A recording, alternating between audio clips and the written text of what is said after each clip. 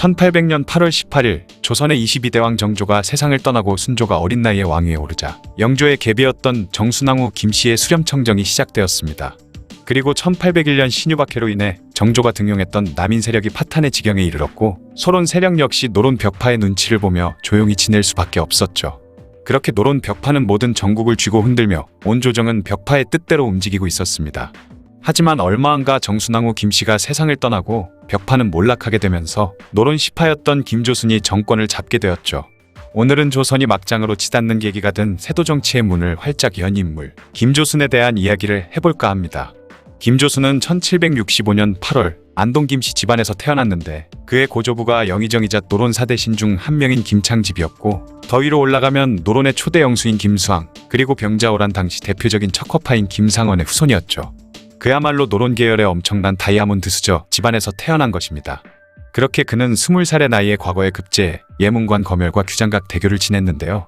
규장각 대교를 지낼 때 노론 벽파와 시파가 정치 경쟁을 벌이자 중립을 지키며 이런 당쟁을 없앨 것을 정조에게 주장하고 나섰는데 이 모습을 본 정조는 그를 마음에 들어했고 총애하기 시작했습니다. 김조순은 평소 소설을 굉장히 좋아해 직접 오대검 협전이라는 무협소설을 쓴 적도 있죠.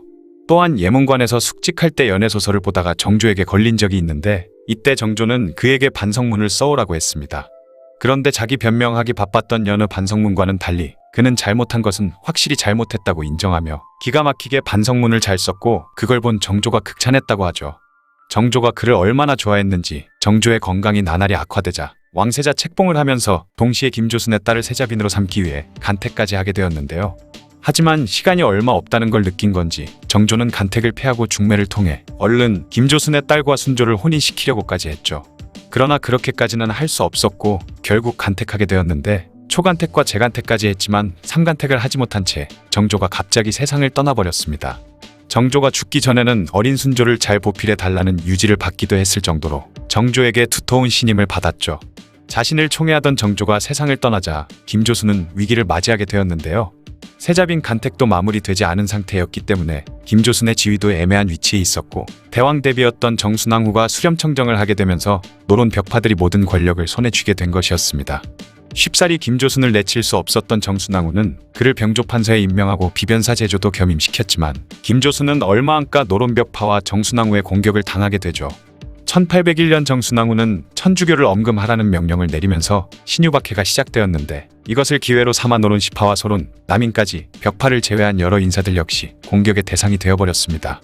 이때 김조순의 친족인 천주교 신자 김건순이 체포된 후 처형되었고 김조순과 친하게 지내던 김여라는 인물도 체포되고 말았으며 정약용 등의 남인들과 소론 그리고 시파까지 개박살이 나고 말았습니다. 그렇게 살떨리는 상황이 계속되던 가운데 정순왕후는 그를 이조판서에까지 올리는데요. 김조순은 병환을 핑계삼아 사직서를 내버렸습니다. 거기다가 노론 벽파의 사람이던 권유가 3간택을 받지 않았다는 이유로 김조순의 딸이 왕비가 되지 못하게 하려고까지 했지만 정조의 유지를 뒤집을 수 없다며 정순왕후는 권유의 말을 딱 잘라 거절해버렸죠. 그렇게 우여곡절 끝에 김조순의 딸이 순조의 왕비로 책봉되었고 김조순은 국구가 되어 영안부원군에 봉해지게 되었습니다. 이후로도 훈련대장이나 홍문관과 예문관 대제학에도 제수되었지만 계속 사직 상소를 올리면서 관직에 나아가려 하지 않았고 나름대로 처신을 잘해 벽파로부터 큰 견제를 받지 않았죠.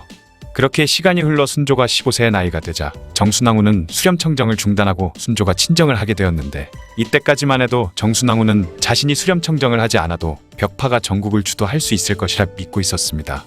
하지만 그것은 완벽한 오산이었고 김조순이 어린 순조를 대신해 섭정을 하기 시작하면서 시파의 인물들이 속속 정계로 복귀하기 시작한 것이죠. 김조순은 섭정을 하기 시작한 직후부터 노론 벽파의 지도자들을 쳐내기 시작했는데요. 벽파를 쳐내는 신호탄으로 삼은 것은 자신의 딸과 순조의 국혼을 방해한 권유를 처벌하는 것이었습니다. 그렇게 권유는 체포되었고 같은 노론 벽파인 이한묵과 벽파의 유생이던 정재민 또한 붙잡혀와 처형당하고 말았죠. 그러자 아차 싶었던 정순왕후가 다시 정사에 관여하기 위해 수렴청정을 하려 했는데 시파의 대신이던 이시수가 따지자 어쩔 수 없이 정순왕후도 물러날 수밖에 없었습니다. 그리고 정순왕후는 자신의 신변에도 위협을 느꼈는지 자신은 국혼을 방해하지 않았다는 해명을 하고 얼마 안가 1805년 세상을 떠나버렸죠. 노론 벽파의 중심이라고 할 수 있던 심한지도 1802년에 세상을 떠났고 정순왕후까지 죽어버리자 초조해진 우의정이자 벽파였던 김달수는 순조에게 사도세자의 허물을 강력하게 인지하게 함으로써 벽파의 입지를 굳건히 하고자 사도세자를 죽음으로 몰아넣은 박치원과 윤재겸을 추승해야 한다고 주장했습니다.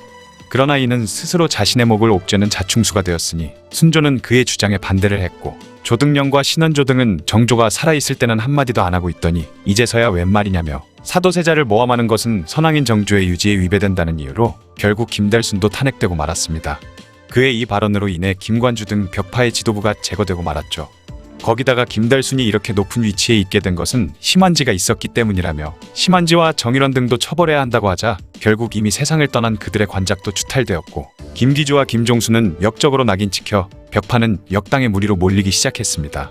그렇게 정순왕후의 친정 가문인 경주 김씨가 대규모로 숙청되었고, 노론 벽파는 결국 역사 속으로 사라지게 되었죠. 이후 조정의 빈자리는 노론시파 계열 인물들과 일부 소론의 인물들을 대거 발탁해 채워나갔고, 그렇게 안동 김씨 세도 정치가 시작되었습니다. 그런데 그는 노론 벽파를 숙청할 때도 모든 일은 측근들이 대신 수행하면서 그가 전면에 나서지는 않았는데요. 김조수는 벽파를 몰아내고 당시 최고의 권력을 손에 쥐게 되었지만 가장 높은 벼슬이라 할 수 있는 정승의 반열에는 오르지 않았죠. 대신 그는 부제학이나 병조판서, 이조판서, 훈련대장과 같은 하나같이 실세 중의 실세 자리들인 핵심 요직들을 꿰찼으며, 당시의 배의 현황이나 이동 등을 관리 감독하면서 배를 통해 이루어지던 상업, 상권 등을 장악할 수 있던 주교사 당상직과 당시 대동법으로 거두어들인 대동리의 출납을 담당하는 재정부서였던 선해청 제조 등을 역임하면서 정치적으로도 경제적으로도 모든 실권을 장악했습니다. 또한 그는 죽는 날까지 유지하던 직위가 바로 비변사 제조였는데, 당시 국정 전반을 운영하던 핵심 정치기구는 의정부가 아닌 비변사이기도 했고, 제조는 명목상으로는 비변사의 2인자 자리였지만 실권은 도제조보다 더 강했기 때문에 가장 중요한 핵심 요직은 그가 대부분 차지했던 것이죠. 그렇게 그는 눈에 띄는 최고로 높은 자리에 올라 모든 일에 앞장섰다기보다는 한 발짝만 물러선 뒤에서 국정을 장악한 채 운영하고 있었던 것입니다.